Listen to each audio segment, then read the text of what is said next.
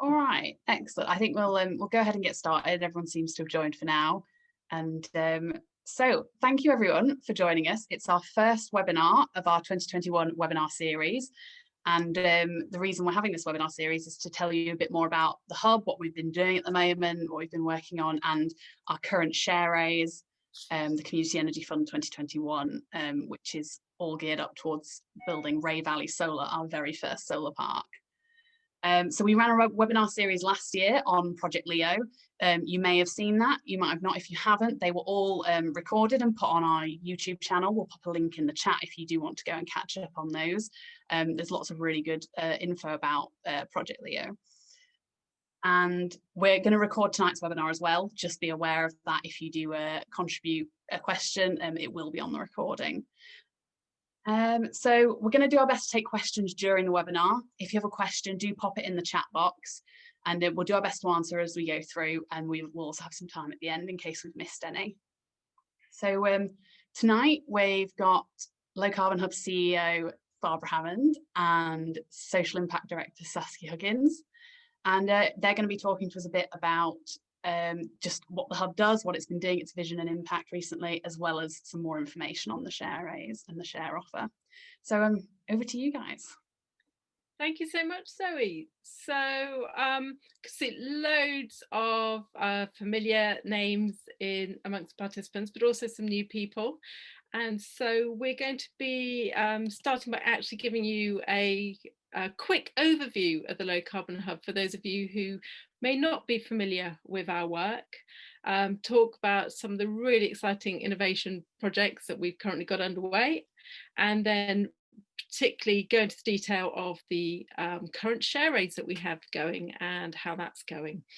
So I was going to kick off, as I say, by giving you an overview of the Low Carbon Hub. So for those who don't know, we are an Oxfordshire-based social enterprise, and we're out to prove that it is possible to meet our energy needs in a way that is good for people and good for the planet. So we have our solar schools. We use investment and loans to install community-owned renewables right across Oxfordshire. So it's projects like these solar arrays on local schools. These panels are generating green electricity, immediately reducing carbon emissions. And we sell that electricity to the schools at a discount, saving them money on their electricity bills. And the income from that electricity enables us to pay our investors interest as a thank you for providing that capital. So as you can see, immediately it's good for the planet. And these arrays pictured here are just a handful of the 47 community-owned solar arrays that we've installed and manage across Oxfordshire. And you may be aware that we also own slip of the tongue there. We also own Sanford Hydro, which is the largest community-owned hydro on the Thames. So here you go, here's a map showing you where all of those projects are across the county, and that little blue dot there, that is Sanford Hydro. Now between them, they are generating 4.5 gigawatt hours of green electricity every year. And that's enough to power just under 1,500 typical homes. And between them saving over 1,000 tons of carbon dioxide each year. So collectively, they're making a tangible contribution to reducing Oxfordshire's carbon emissions. Now, these aren't just good for the planet. As I've already started to mention, they're good for people. They are earning our investor members' interest. So we have 1,312 investor members at the moment who are earning interest as a result of having put the money forward to make those projects happen. The host organisations, those ones who've lent us the roofs to enable us to position the solar panels somewhere, because the Low Carbon Hub doesn't own any buildings, but by lending us their roofs, they are saving money on their bills. And last year alone, that amounted to £60,000 in savings on their electricity bills because of that discount. And best of all, we have 100% of that surplus income then going to support further carbon cutting projects right across the county, including the work of our 33 community shareholders. So we have these 33 community shareholders. These are low carbon community groups across the county who have a stake in our work, not only because they're part of the amazing ecosystem of organisations out there who we listen to and talk to when we're thinking about the projects that we want to do, but they all literally own a £1 share in the Low Carbon Hub KIC. And some of this money, as I say, goes to provide them with grant funding, and it's really helped support a really wide array of carbon cutting activities. Everything from providing the funding to produce educational materials, it might be supporting new PV arrays on community buildings and insulation, thermal imaging training, and campaigning for healthy streets and active travel. So last year, for example, we provided 65 energy audits, 10 community grants, and for these community groups, as well as other energy efficiency grants, and running programs like our CO2 program. So alongside all of that, we also, as well as giving funding, we spend quite a lot of time providing help and support. So providing groups and individuals who want to learn more from our experience, or particularly around community energy projects, because that's our expertise, and that's projects that we've been helping support both in Oxfordshire and right across the country through some of the projects we're working on. So a lot of what you've heard about so far, and I've mentioned so far, is about generating green electricity, but as you might have also picked up, we're also really keen to support powering down. So taking some of the money that we've used and using it to leverage more funding, particularly government grants and innovation projects, which help us trial new services and support homeowners and small businesses to improve their energy efficiency. And this powering down is just as important as the powering up, or the renewable generation, because after all, the greenest unit of energy that is out there is the one that you don't use at all.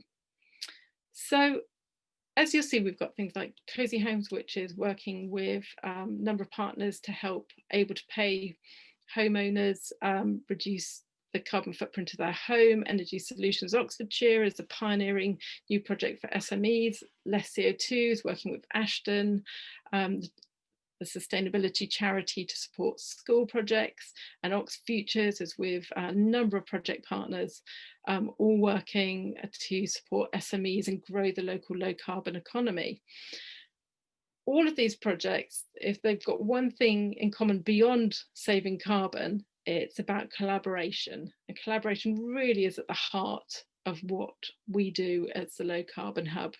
And I want to hand over to Barbara, who's going to say a little bit more about Project Leo, which is a particularly ambitious collaboration we're currently involved in. So over to you, Barbara.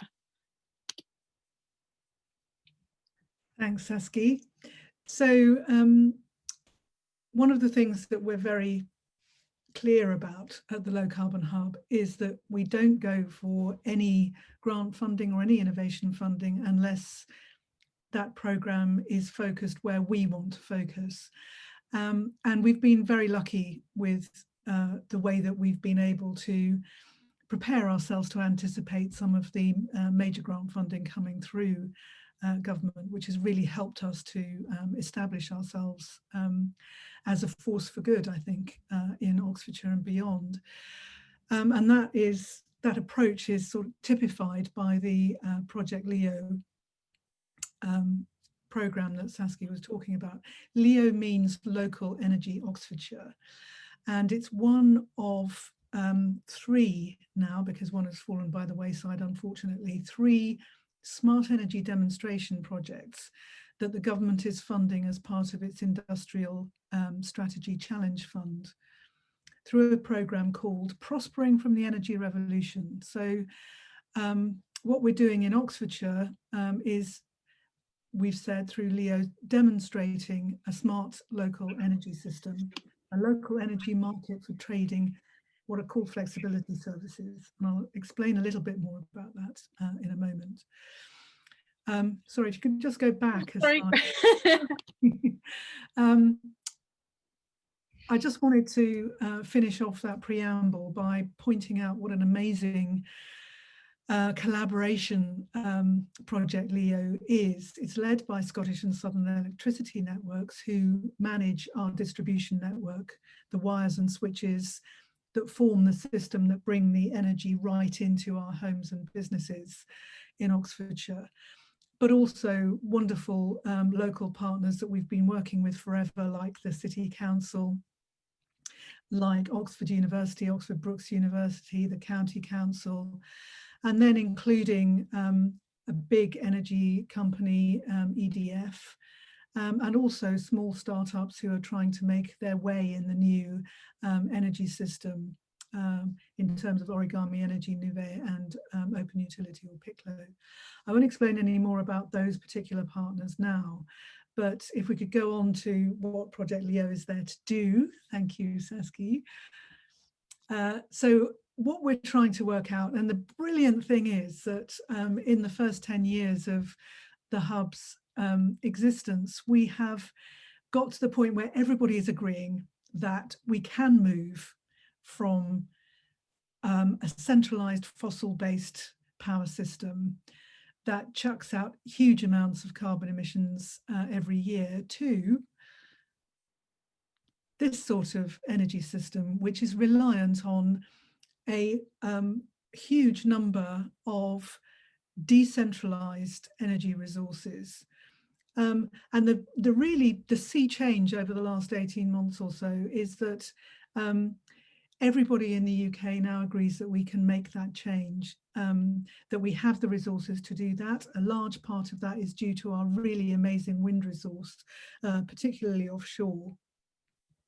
But a lot of it is also to do with the way that we've developed IT, that smartness around the way that way of talking about the energy system of the future, where all of this stuff is joined together by really smart ways of handling data, making bits of machinery communicate with each other, developing the really intelligent machine learning that's going to make all of this stuff to work together, so that all of us at what's called the grid edge, that part of the energy system where as I was saying before, the electricity comes right into your home, right into your business, powers your car directly, your bike directly, gives you the energy to do all of that walking that hopefully you'll do, because as Saskya was saying, a unit of electricity not used is as good as one that is greenly produced. And the huge thing that we're trying to do in Project LEO is to work out how that smart energy system is going to work right at that edge of the grid, right in our local communities, so that we can balance as far as possible the energy that we generate with the energy that we use, and we can make space on the grid without having to invest huge amounts of money in ever fatter wires and ever bigger switches, in getting all of those new electric vehicles, buses, freight, as well as our cars and bikes accommodated on the grid, and how we can get the heat that we need in our homes, hopefully for water heating rather than space heating into the future, because we'll have made all of our homes really efficient, but how we can do all of that heating in a way that's powered by zero carbon electricity as well. All of that is a believable vision, and we're trying to demonstrate how it would actually work in LEO. Thanks, Barbara. So yeah, if people have questions about LEO, we'll be really happy to answer some of those. But to really get on to tell you a little bit more about the where all of this fits in with our current share raise. So it's really clear that an important first step in achieving this vision with this decentralized energy system and generation is going to be increasing the amount of renewable generation that we have powering it. And current estimates are that we're going to need about 6 times as much renewable generation at least to make that happen. In Oxfordshire in particular, that means more solar. And the Low Carbon Hub, we're really keen that as much of this is in community ownership, so that communities have got a greater say in how these things are created and managed, and also so the income that it generates through the selling of the electricity can really benefit the local economy. And so that's why we set up the Community Energy Fund. So the Community Energy Fund is a opportunity that we've created so that people can put their savings to work to support local projects that tackle climate change and earn interest in return for their support. We've got an ambitious target for this year. We're trying to raise £3 million. We're originally looking for £1.5 million to be raised by the end of March, with the second £1.5 million by the 1st November. And the investment that you make when you invest in the Low Carbon Hub IPS is in the form of withdrawable shares in a registered society. We take the legal structure, which was originally an industrial provident society, is now a registered society, and it's the same legal structure as a community benefit society that you may have heard of. We just can't call ourselves that because we existed before they were, and so we have this slightly strange name of a registered society. Now, since the fund was set up in 2018, we've already raised over £3 million through the fund. And that's brought as total investment in the Low Carbon Hub to £7 million. And that's thanks to this 1,312 investors who have trusted us with their funds so that we can get their money working to try and strengthen and grow our portfolio of community energy projects, which in turn are really powering all of this work that we're able to do. And this latest round of investment is going to be really critical to enabling us to carry out the ambitious plans that we've got as part of Project Leo. We'll tell you a little bit more about the Ray Valley Project Solar, which is Ray Valley Solar Project, which is going to sit at the heart of that in a little while. But before we got into that, I just wanted to talk you through some of the key features of this share raise that we currently have. So, and as part of that, we'll also be able to answer your questions, Stephen, about how Leo creates returns for investors. Oh, in fact, Barbara's already on there, but we can cover that in more detail for you. So, just a few of the features in terms of who can invest. Investment's open to any individual who's age 16 or over. You can also invest if you're on behalf of an organisation. You can also hold shares on behalf of children. Children themselves currently can't be members, but we hope to change that very soon. Our membership have voted and agreed in principle to change that, but we do need a formal rule change that's still going through the processes that need to happen for that to be enacted on, but we're hoping that's going to be very soon.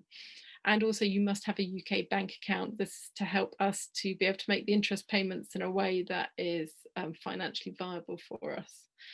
In terms of how much, the minimum is £100. Those of you who have supported us in the past may have noticed that this is a reduction from our previous raises where the minimum was £250.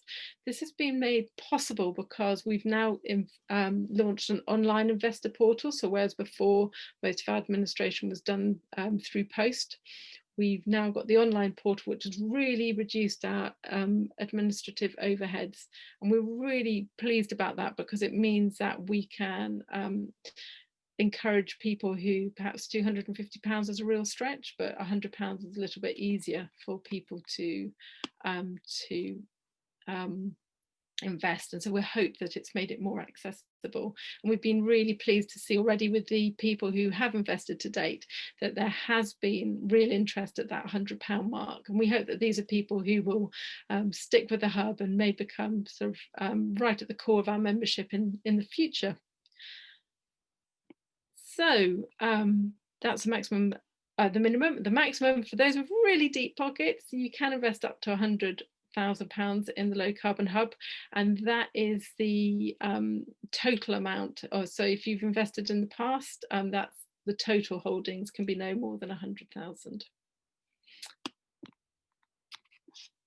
In terms of the benefits, first of all, you become a member of the Low Carbon Hub, IPS, so you're part of this growing band of incredible people who are supporting local action on climate change, and you'll be able to see that work and difference that your money is being put to use to, because we will be giving you regular updates on that. So all of our investor members receive regular newsletters as well as an annual update, so that you can see precisely how the projects that you've invested in have been performing in both in social and environmental terms, as well as the financial return that we're offering. We're built on cooperative principles, so it's a one member, one vote. So regardless of whether you've been able to invest £100 or 100,000, it's one vote per person at the AGM, which includes electing our board members. And this interest rate, as a thank you for providing that capital, which is what makes it possible for us to build these very capital intensive projects, we are aiming to offer a target interest rate that's 4% for the first 4 years when your money's in the fund, and rises then to 5% after the 4th year that you have that investment in there. The target interest rate, just for those of you who are investors in other projects, or maybe used to more typical forms of shares, you'll notice that this is an interest rate, not a dividend. It counts towards your interest allowance for tax purposes. Finally, this fund is something that we are offering on a regular basis. Those of you who are aware of the early days of community energy projects will be aware they were often sort of single project focuses, or you'd have a single portfolio and then you're kind of locked in for 20 years. So we want this to be something that every year we're offering people the opportunity to support, so that you can build it into your financial planning. And also, although we're really keen that people view supporting the hub and investing in the hub as a long-term opportunity, and that it's a long-term commitment in return for those social environmental benefits, we are aware that people's financial circumstances change, and so unlike those very long-term funding investment opportunities that existed in the past, we have built in a mechanism to give you the right to apply to withdraw your capital after the 4th year of investment. And so part of the reason why we will have regular opportunities to invest is so that you can, it would help other people release their equity if they have a major change that they need that funding for. So a few bits of small print. That interest is not guaranteed. It's really important that people understand that it's a target rate. It's based around our modelling on all the projects and the portfolios that we're supporting, but it's not guaranteed. And ultimately, it's the directors have a duty to protect the long-term financial viability of the Low Carbon Hub, which exists for the benefit of the community. So interest is paid at their discretion. If you want to see how good we've been at meeting our target rates, we aim to be really transparent, and you can see all the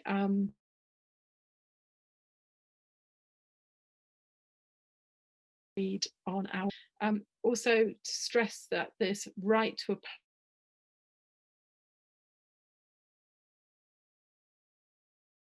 unstable internet connection. Let's hopefully I'm still with you. We just need to stress that we really want to encourage people to view their investment as a long-term commitment. We are aware people's circumstances change, but we cannot guarantee that any moment in time that people will be able to withdraw their capital, and it won't be a quick process. So please don't invest money if you need it to be liquid, if you need it to be immediately available.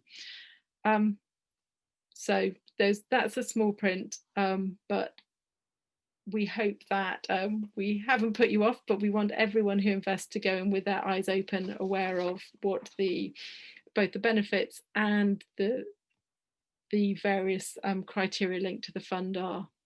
So if you are interested in investing, please go to the website. Please read the share offer document. It sets out those benefits in much more detail. It also sets out the risks associated with the projects and investment. Ultimately, your capital is at risk, and we want to make sure that people really understand that when they go in. We've also created guidelines for anyone investing in the fund, which have things like worked examples. So if you want to know how the interest payments work, how the withdrawal mechanism work, it's all set out there with worked examples. So hopefully that it's something that you really can understand when you put your money to invest to support these projects. We want it to be really clear that you understand what it is you're supporting. Also, our business plan, so you can see all the amazing things that we've got planned for the next 3 years at the hub. Our account accounts, I meant to write our annual accounts there. And finally, when you're ready to invest, there's a link to the FX investment platform, because it's the FX platform where you actually have to go to. There are partners who actually manage all the investment process for us. So yes, without wanting to sound too much like a doom and gloom, do not invest funds you cannot afford to be without, and your capital is at risk. So that was a small print on the share offers, but people have been asking a little bit more about how the money is going to actually generate income. And also I did mention that it's talking very much more about how the project's going to support LEO and some of the innovation projects there. So I'm going to hand back to Barbara to say a little bit more about Ray Valley Solar and some of the so there you go. Brilliant, thanks Saskia. And there's a really good question from Caddy Beck in the chat, which I know that you'll be able to answer for her. So Ray Valley Solar is near Bicester. It's just south of Bicester, 3.5 miles away from Bicester. The red outline, I hope no one's colourblind. Red and green on there might be difficult if you are, but hopefully you're not. And you can see a sort of red outline on the slide that looks a little bit like a pistol. I'm really sorry about that, but that's just how the land is. And it's just on the outskirts of a village called Arncott. And we're going to have 45,000 panels there, which is quite a big increase from where we've been to date, which is the equivalent of powering about 6,000 homes. So very excited about all of that. And it will be creating about £2.6 million of local energy spend over time. It's a key anchor load for Project LEO, which I'll explain more about in a moment. And it unlocks Innovate UK grant through Project LEO. So in a time where it's quite difficult to put viable renewable energy projects together because the feed-in tariff finished a little bit before the costs had fallen enough for projects still to be easily viable. So that's a really good thing for us to be able to make this project happen. Where we're up to on developing the project is that we will reach financial close at the end of January, where we've got all the funding in place. Having been so successful with the share offer to date really helps us with that. We're taking long-term debt from Triodos Bank, who I'm sure many of you will know is a very ethical source of long-term finance. And we'll be signing a contract to build the solar farm with a company called Engie early in February, after financial close has finished. For those of you who are worried about potential impact of Brexit on the value of currency. We'll be fixing the exchange rate at the end of January. So that risk will be passed then. And striking the Brexit trade deal does allow us to be a little bit more confident that the currency will hold up until as long as we need it to by the end of January. Clearly, the COVID situation makes us need to be a little bit cautious about the build programme for projects like this, and so we're expecting this project to be energising in the autumn. If at all possible, we'll bring it forward. We'd originally hoped to be able to do it by June, but we've just built in some slack for the contractor because it's just quite hard to tell at the moment exactly what's going to happen with both COVID and with the situation at the ports with Brexit. But the contractor's confident that they can do it within the timescale set, so that's really good. So we're very close to getting the design of the project nailed down, the funding nailed down, and the programme nailed down. So we're really feeling quite good about it at the moment. What do we mean is the next question about the project being a crucial anchor load for Project Leo. Why does it justify us putting Innovate UK funding in, which is, the source of which is taxpayer funds? So putting public funds into this, why is that justified? Well, firstly, it's because it allows us to run trials of the flexibility services that I was explaining to Stephen through the chat channel. And it's quite interesting, having looked at the sort of normal specification for a Grand Mount solar project, and they are, they're quite common now, as I'm sure you all know. But when we looked at what was actually needed for us to be able to run this as a smart energy generation project, we found that we needed upgraded inverters and also upgraded transformers. So the switches that actually get the electricity onto the grid. And those need to have smart communication systems as well, so that we can tell them what to do and when. And if you try to retrofit those things onto an existing solar farm, it's more tricky than it might sound, because the inverters are bigger, for example.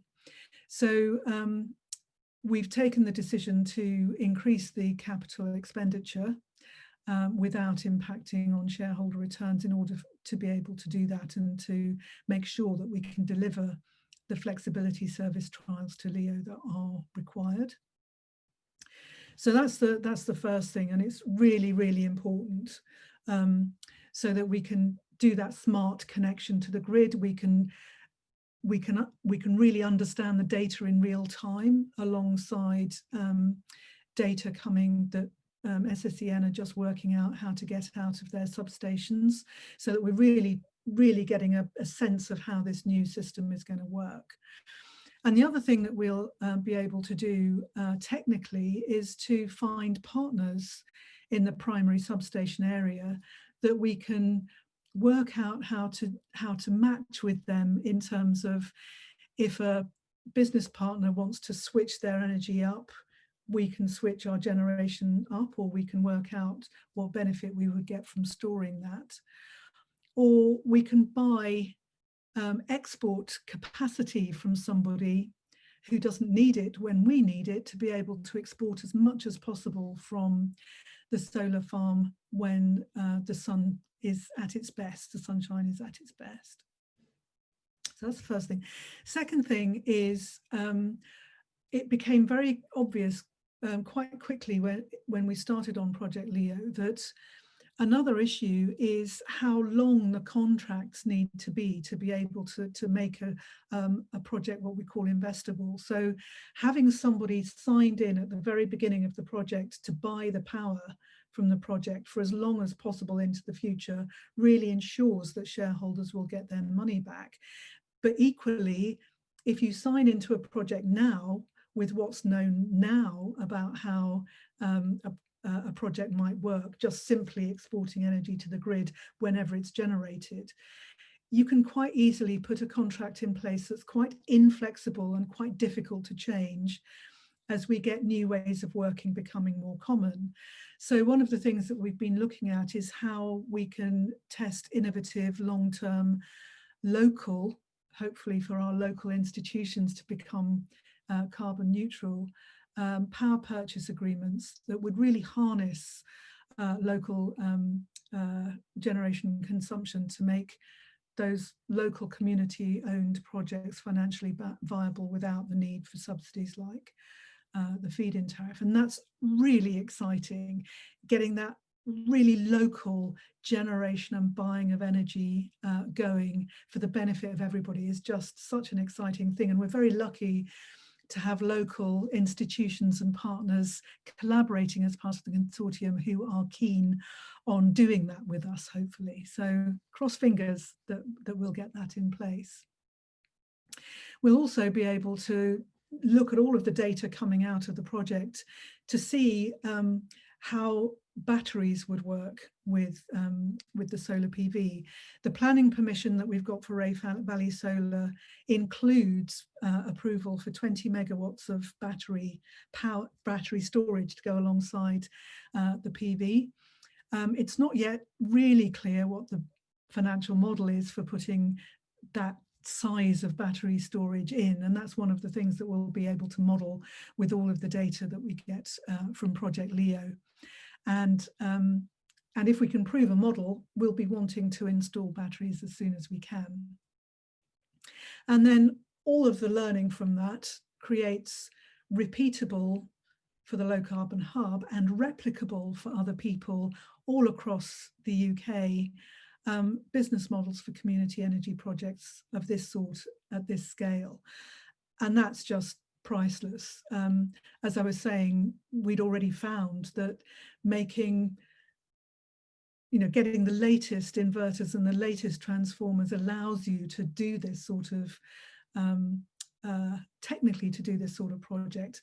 What can we learn that can be taken up and used both by existing solar farms to retrofit all of that stuff when the inverters need replacing after 10 years, and for community energy to be able to developing these projects in a way that can be done for the benefit of everybody. It's really interesting how what we started to see as a really normal, what some people call a vanilla solar ground mount project, just has all of these amazing possibilities coming out of it. And the final thing that I must mention is going back to looking at the slide, that community of Arncott is quite an interesting community. We don't have a community energy group there. There's lots of MOD housing, MOD facilities, MOD families there. So it's quite a transient community. It's quite, in terms of Oxfordshire as a whole, it's quite a deprived community. And so we've started mapping that community with a wonderful volunteer who came forward to do it, so that we can start thinking about how we can benefit that community. And even if we can't start a community energy group there, what community infrastructure there is there that we can work with to benefit the community from the community benefit funds that come out of the solar farm. So just oodles of fantastic learning out of doing what might seem now to be quite a normal investment. And we are learning a huge amount. This is our first ground mount project. We're really fortunate to be working in partnership with a slightly confusingly named company called Low Carbon Limited, who are going to be helping us develop the actual project on site. And we'll be learning a huge amount through working with them about what best practice is. And so to go back to one of the questions in chat from Caddy about how you manage these in a way that how you can justify solar parks on land which might have other other uses, we're going to be learning a huge amount. We're doing quite a lot of research into what best practice is in terms of making sure that you're making the right choices when it comes to land use, and then when you are using land for solar ground mount, how it can be managed in a way that is most beneficial in both the local environmental terms as well as the kind of climate change message. So for example, Low Carbon have been doing some really great work with beekeepers on some of their other sites, and understanding how it can be something that really supports local honey production, but the local bee population too.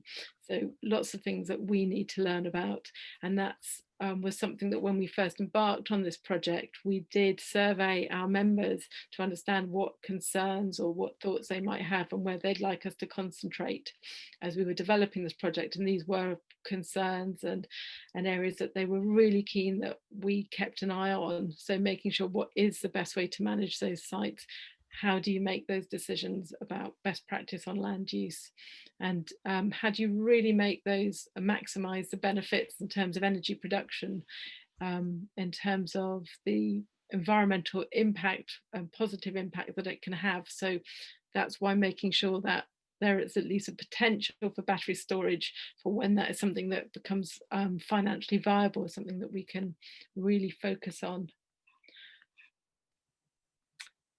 So I'm Barbara, really sorry that I was typing all my responses just to Saskia and Zoe. So Zoe, thank you for sorting that out, and apologies to Stephen. I'd written a long reply immediately to your question, and it didn't come through until Zoe noticed my mistake.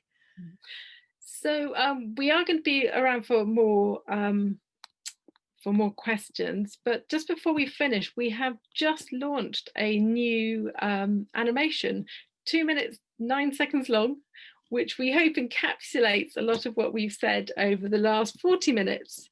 And so we did want to finish by playing you our video. So Zoe, do I just click?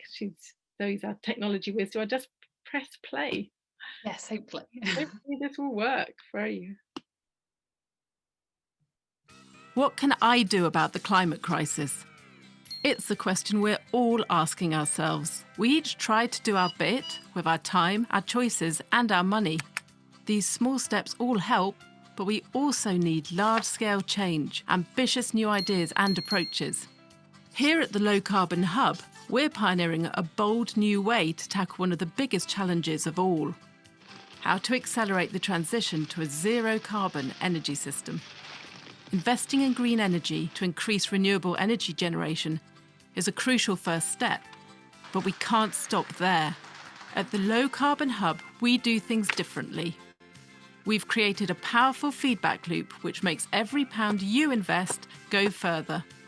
Each of our renewable installations not only generates locally produced clean energy, but also accelerates the transition to the zero-carbon energy system we want for the future, providing electricity, heat, and a clean transport system, all powered by renewables.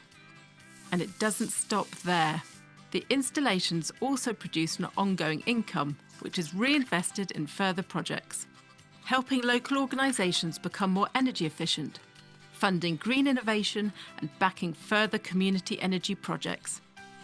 We make every pound of investment work hard to bring our vision of a smart and fair energy system to life. We are already at the heart of a growing partnership of people and organisations across Oxfordshire working together for a low-carbon future. And this success means we can do even more, unlocking future investment. It's a virtuous circle, and it could be a game changer. Because we're only getting started. We want to make Oxfordshire an example for the world to show how the right investment, used in the right way, can help meet our energy needs in a way that's good for people and good for the planet. Put your money to work to help make this a reality. Join us and make it happen. Go to lowcarbonhub.org/invest.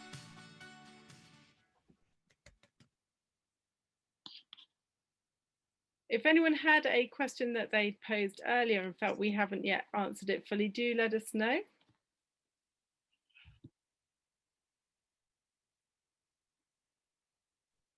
No? Well, hopefully that means that we were able to cover all of your key questions as we went along. We are always delighted to hear from people with your questions. If you've got questions, specific questions about our share raise, you can contact us through the website. But also if you do have any more broad questions about our work and how we what we do, you are really welcome to drop us a line through our contact us form on the website. Oh, here we go. Some more questions coming through.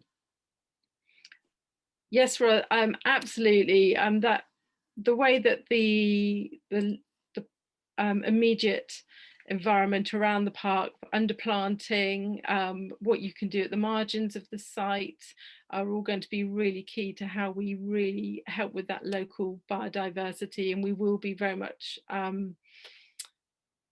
working with people who are experts in this field. And as you mentioned, Alison, there are local groups like BBOUT, and we know that there have been some other really successful partnerships on other projects with wildlife trusts that we'll be looking to learn from. And we've got the lovely South Hill Solar at Charlbury, where they did a lot of work on that. And they've got solar thermal beehives there as well that apparently kill the varroa mite. So lots of great stuff to learn from. So do please contact us if you have any questions about the share raise, about any other areas of our work. Obviously, a huge thank you for your giving up your time. We really appreciate your interest and all your time and sticking with us through my technical difficulties there. And just as Zoe said, we do have more webinars coming up. So do you want to say a little bit more about those as we close? Yes, so we've got 3 more webinars coming up. They're every 2 weeks. So our next one will be on January 26th. And it's going to be focusing on looking a bit more at the programme Saskia mentioned at the beginning of this webinar about powering up and powering down.